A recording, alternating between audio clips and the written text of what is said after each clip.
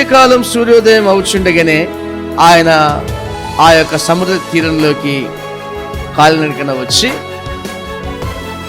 అటువైపు చూస్తే సీమోన్ పేతురు, ఇటువైపు చూస్తే జెబెదయి కుమారులు ఉన్నారు. ఆయన సముద్ర తీరానికి వచ్చిన ఆ సమయంలో ప్రజలు తండోపతండాలుగా ఆయన సముద్ర తీరంలోకి వెళ్తున్నాడని కనుగొని రోగాల చేత, చీకటి శక్తుల చేత, అనేకమైన బాధల చేత ఉన్న ప్రజలందరూ కూడా ఆయన దగ్గరికి వచ్చి శాంతి పొందుకుందాం, స్వస్థత పొందుకుందాం, ఆరోగ్యం పొందుకుందాం అని చెప్పి ఆయన వెంబడిస్తూ ఉన్నారు. ఆయన వెనకాల వచ్చేసారు. ఆయన అలా చూస్తే జన సమూహాలు చాలా మంది ఉన్నారు. మరి ఆ ప్రజలంతా కూడా అలా పైకి వచ్చేస్తున్నారని చెప్పి సీమోను దోణిలోకి వెళ్ళి కూర్చోవాలనుకొని సీమోను పిలిచాడు. ఇదిగో నీ యొక్క ఓడలో నాకు చోటిస్తే నేను అక్కడ కూర్చుంటానన్నాడు. సరే, సీమోను తన ఓడలో యేసు ప్రభుకు చోటిచ్చాడు, కూర్చున్నాడు. అప్పుడు యేసు ప్రభు అన్నాడు, ఒడ్డు నుంచి కొంచెం లోతుకు తీసుకెళ్ళు, జనాలు పైకి వచ్చేస్తున్నారు అనగానే అలాగే కొంచెం లోతుకు తీసుకొని వెళ్ళాడు. ఆ యొక్క దోణిలో అనగా పడవలో కూర్చొని యేసు ప్రభుల వారు ప్రజల సమస్యలను తీర్చాడు. వారికి నెమ్మది, సమాధానం కలిగించే మాటలు చెప్పాడు. ఆయన మాటలు వింటుండగానే అనేకుల్లో శాంతి, సమాధానాలు వచ్చేసాయి.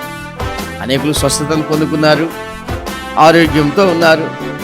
వారికి కావాల్సిందేదో యేసు ప్రభు దగ్గర దొరికింది, వారు పొందుకొని వెళ్ళిపోయారు. ఇక చివరికి మిగిలింది ఎవరంటే దోణిలో చోటిచ్చిన సీమోను పేతురు మిగిలిపోయాడు. సీమోను పేతురు మిగిలిపోయిన తర్వాత ఇక ఏమీ ఆశిస్తలేదు సీమోను పేతురు. కానీ అప్పుడు యేసు ప్రభు మాట్లాడే మాట ఏంటంటే, ఇదిగో నువ్వు నా మాట వింటావా అన్నాడు యేసు ప్రభు. ఏం చెప్పండి, నా మాట వింటే నీకు విస్తారంగా చేపలు పడతాయి అన్నాడు. అంటే యేసు ప్రభువే పేతురు జీవితాన్ని కలగజేసుకున్నాడు. ఆయన హృదయంలో ఉన్న బాధ యేసు ప్రభుకు చెప్పుకోలే. ఇంకా నాకు రాత్రంతా ప్రయాస అయిపోయింది, చాలా కష్టపడ్డాను, వలలన్నీ ఖాళీగా ఉన్నాయి, ఒక్క చేప పడలేదు, నేను చేపలు అమ్ముకొని బతికేవాడిని, నేను ఇంటికి వెళ్తూ చేపలు అమ్మి ఆ డబ్బు తీసుకొని వెళ్ళి వడ్డీలు కట్టుకోవాలి, అప్పులు కట్టాలి, ఇంట్లోకి సరుకులు తీసుకెళ్ళాలి, నా పిల్లలకి ఏదైనా కావాలని అవి కొనుక్కోవాలి, నా పిల్లలు ఎదురుగా వస్తారు, డాడీ ఏం తెచ్చేవాడు అంటారు. ఇవన్నీ ఉన్నాయి, నా పరిస్థితి ఏంటి? ఈ బాధలన్నీ కూడా ఆయన ఆలోచన చేస్తున్నాడు. కానీ యేసు ప్రభుకు చెప్పలే. సీమోను పేతురు హృదయంలో ఉన్న బాధ, వేదన యేసు ప్రభుకు తెలుసు. దేవునికి తెలుసు ఒక మనిషి హృదయంలో ఉన్న బాధలు, దేవునికి తెలుసు ఒక మనిషి మనసులో ఉన్న కష్టాలు, ఏం ఆలోచిస్తున్నారో ఆయనకు తెలుసు. నువ్వు చెప్పక్కర్లే. సీమోను గురించి దేవునికి తెలుసు. అందుకే నువ్వు నా మాట వింటే నీకు విస్తారంగా చేపలు పడతాయని ఆయనే అన్నాడు.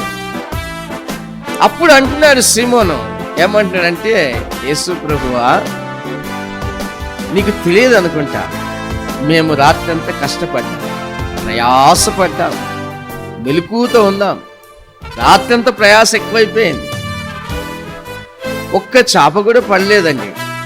ఇంకో విషయం ఏంటంటే, నా చిన్నప్పటి నుంచి నా యొక్క వృత్తి పని ఇదే. చేపలు పట్టడానికి అనుకూలమైన సమయము రాత్రిపూటే. రాత్రిలో చేపలు పడతాయి కానీ పగలపూట పట్టవు. నువ్వేమో ఈ ఉదయకాలం ఈ సమయంలో నా మాట వింటే నీకు చేపలు పడతాయి అంటున్నా. నీ మాట వింటే ఈ ఉదయం ఎలా చేపలు పడతాయి, నా వలలోకి చేపలు ఎలా వస్తాయి అని యేసు ప్రభుతో మాట్లాడుతున్నాడు. మాట్లాడుతూ ఇంకో మాట అన్నాడు, సరే సరే నీ మాట చొప్పున నేను వల వేస్తా అని ఒప్పుకున్నాడు. అంటే ఇదివరకు చాలా మంది మాట విన్నాడు అనమాట. ఎవరి మాట విన్నా ఏం ప్రయోజనం లేదు, ఈసారి నీ మాట అయినా ఇంటా, నువ్వు చెప్పినట్టు చేస్తానని చెప్పి ఆయన నోటి నుంచి వచ్చే వాక్యాల ప్రకారం అతను ప్రవర్తించడం, పనిచేయడం ప్రారంభించాడు. అప్పుడు యేసు ప్రభు ఏం చెప్పాడో అది శ్రద్ధగా విని ఏ చోట వల వేయమంటే ఆ చోట వల వేశాడు. ఏ విధంగా లాగాలో, ఏ విధంగా చేయాలో అన్నీ కూడా ఆయన సూచనలు ఇచ్చాడు. ఆయన చిత్తాన్ని సీమోను పేతురు కనుక్కున్నాడు. ఆయన చిత్త ప్రకారం నడుచుకోవడానికి సీమోను పేతురు పని చేస్తా ఉన్నాడు, ఆయన చిత్తాన్ని పూర్తి చేయడానికి. ఆ పని పూర్తి చేస్తున్నాడు. వల వేశాడు, వల లాగుతున్నాడు. చాలా బరువుగా ఉంది. బయటికి లాగాలంటే సముద్రంలో నుంచి భారంగా ఉంది. ఇంత బరువుగా ఉంది ఏంటి అనుకున్నాడు. అప్పుడు తనకు సహాయం చేయడానికి జెబెదయి కుమారుల్ని పిలిచాడు, యాకోబు, యోహాను. వాళ్ళు వచ్చారు. వాళ్ళంతా కలిసి ఆ వలను అలా లాగితే వల పెగిలిపోయేంతగా చేపలు ఉన్నాయి దాంట్లో. వల పెగిలిపోయేంతగా అంత విస్తారమైన చేపలు సీమోను పేతురు తన జీవితంలో చిన్నప్పటి నుంచి ఎప్పుడు పట్టలేదు, ఎప్పుడు చూడలేదు. వల పెగిలిపోయేంతగా చేపలు పట్టడం అనేది అతని జీవితంలో తెలియదు అసలు. ఈసారి ఈ విధంగా వల పెగిలిపోయేంత చేపలు పట్టేసరికి ఆశ్చర్యపోతున్నాడు. లాగారు. సీమోను పేతురు దోణిలో చేపలని వేస్తే అది నిండిపోయింది. ఇంకా వలలో చేపలు మిగిలిన్నాయి. యాకోబు, యోహానులకు సీమోను పేతురు చెప్పిన మాట ఏంటంటే, ఒరే, మిగిలిపోయినవన్నీ మీరు తీసుకోండి, నా దోణి నిండిపోయింది, ఇక నాకు సాలు, ఇది నిండి పొర్లిపోతుంది అని చెప్పేశాడు. అంటే దేవుని మాట సీమోను పేతురు వినడం వలన అతను దోణి మాత్రమే నిండడం కాదు, తన పొరుగువారి దోణులు కూడా నిండాయి. తన గిన్నె నిండి పొర్లింది.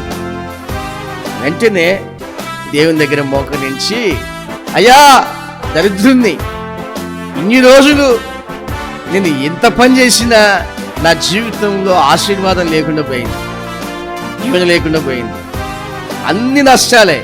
కానీ ఇప్పుడు నా దోణులకు నువ్వు వచ్చినందుకు, నువ్వు చెప్పిన మాటల ప్రకారం నేను నడిచినందుకు నా దరిద్రమంతా పోయింది, బహు దీవెనకరంగా మారిపోయింది. నేను ఒక పాపాత్ముని ఏడుస్తా ఉన్నాడు. అప్పుడు యేసు ప్రభువు అతన్ని కనికరించి,